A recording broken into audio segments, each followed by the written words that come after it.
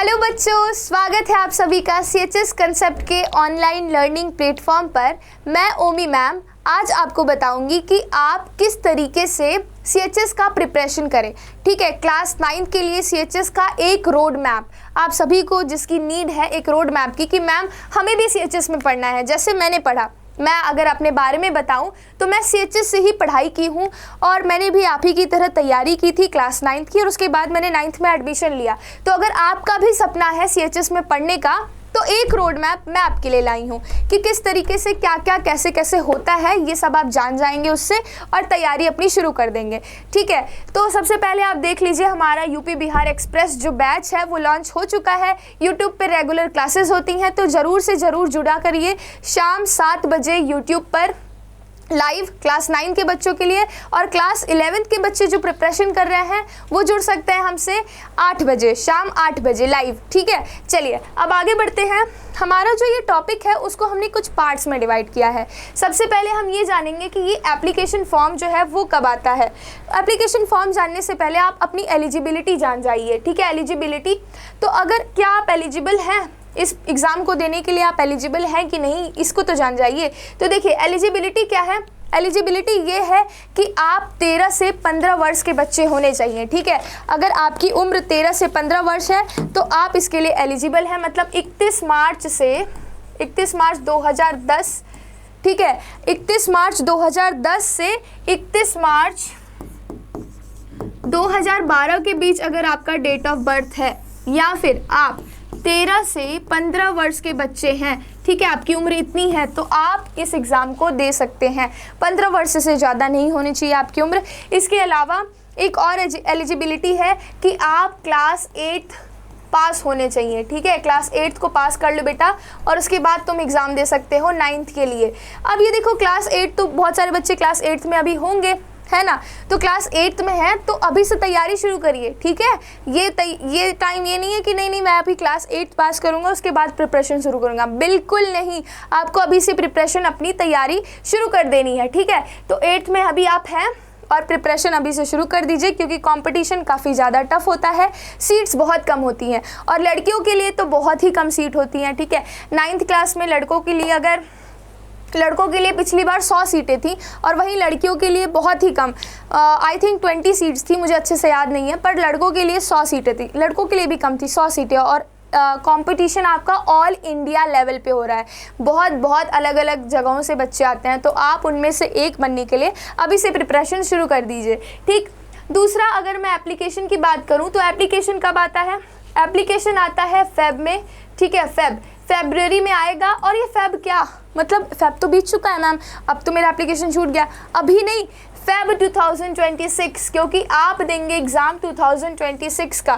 ठीक है, 2026 का एग्ज़ाम देने के लिए 2026 के ही फेब में आपका एप्लीकेशन फॉर्म आएगा, तब आप भरिएगा और जब आएगा तब आपको एक नोटिफिकेशन चली जाएगी सीएचएस कंसेप्ट से कि आपको ये एग्ज़ाम देना है, तो जल्दी से फॉर्म भर लीजिए। फेब में जब आता है उसके बाद मार्च या अप्रैल वगैरह में आपका एडमिट कार्ड आएगा। हालांकि एडमिट कार्ड जो एग्ज़ाम के एक हफ्ते पहले आता है, एडमिट कार्ड आ जाएगा, फिर आप एग्ज़ाम देंगे। अब एग्ज़ाम जो देंगे आप वो कहाँ देंगे, तो एग्ज़ाम कहाँ होता है, सेंटर कहाँ जाता है, ये भी एक सवाल है ना। तो सेंटर देखो होता है बनारस, ठीक है, वाराणसी। ऑफलाइन एग्ज़ाम होता है, एग्ज़ाम जो है वो ऑफलाइन होता है, आपको ऑफलाइन आकर एग्ज़ाम देना है। आप बनारस में आएंगे और एग्ज़ाम देंगे, बनारस में ही आपका स्कूल भी है तो यहीं आके आपको एक बार स्कूल भी देख लेना और एग्ज़ाम भी दे देना। अब ये जो एग्ज़ाम है वो पेन पेपर मोड में होता है, पेन पेपर मोड। ठीक है, एग्ज़ाम का मोड है पेन पेपर मोड, तो आप पेन और पेपर से एग्ज़ाम देंगे, लेकिन इसका ये मतलब नहीं है कि लिखना होगा, आंसर नहीं लिखना होगा। आपका एग्ज़ाम जो है वो MCQ है, मल्टीपल चॉइस क्वेश्चंस। ठीक है, लाइक एक क्वेश्चन रहेगा कुछ और उसके 4 ऑप्शन रहेंगे, A, B, C और D। उन्हीं ऑप्शंस में से जो सही है उसको आप टिक करेंगे। ठीक है, तो यही आपका पेन पेपर मोड है और इस तरह से हो रहा है। तो एग्ज़ाम का मोड भी हमने देख लिया, एलिजिबिलिटी भी देख लिया, पैटर्न भी देख लिया। अच्छा, सिलेबस क्या होगा, एग्ज़ाम तो समझ लिए लेकिन सिलेबस क्या है। तो सिलेबस क्या है, सिलेबस है आइए चलिए सिलेबस के बारे में जान लें।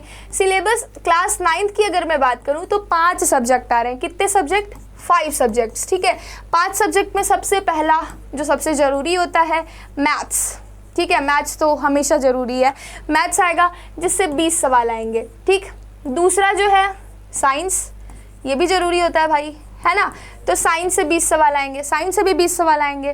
फिर तीसरा होता है इंग्लिश, ये भी तो ज़रूरी है ना, तो इंग्लिश से भी 20 सवाल आएंगे। फिर चौथा होता है, आगे ही बता देती हूँ, चौथा होता है सोशल साइंस, ठीक है। सोशल साइंस जिसमें आप ज्योग्राफी, हिस्ट्री, पॉलिटिकल साइंस, जो मैं जिसकी क्लास ले रही हूँ, ठीक है, तो उसकी क्लास मैं ही लेती हूँ, और इंग्लिश की भी क्लास मैं ही लेती हूँ, ठीक है। और मैथ्स की क्लास आपको रवि सर या रवि सर लेंगे, और साइंस की क्लासेस जो हैं वो रवि सर लेंगे, ठीक। तो इसकी भी क्लास जो है सोशल साइंस, इससे भी 20 सवाल आएंगे।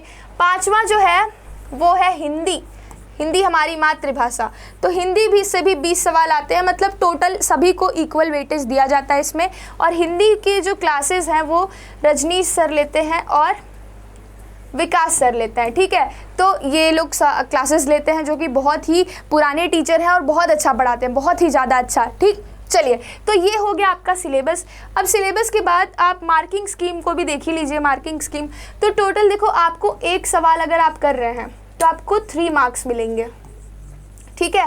One question you got 3 marks, एक सवाल पे 3 मार्क्स। अब टोटल आपके 100 सवाल रहेंगे, 100 सवाल, तो आपका 300 मार्क्स का पेपर है, ठीक है। कितने मार्क्स का है? 300 मार्क्स का पेपर है।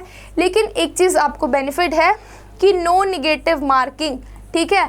आपको निगेटिव मार्किंग नहीं है, मतलब आपको टोटल क्वेश्चन आप अटेम्प्ट कर सकते हैं, टोटल क्वेश्चन आप अटेम्प्ट करिए, कोई भी आपको निगेटिव मार्किंग नहीं मिलेगी, ठीक है। तो ये 300 नंबर के सवाल हैं टोटल, और 3 मार्क्स मिलेगा एक पे।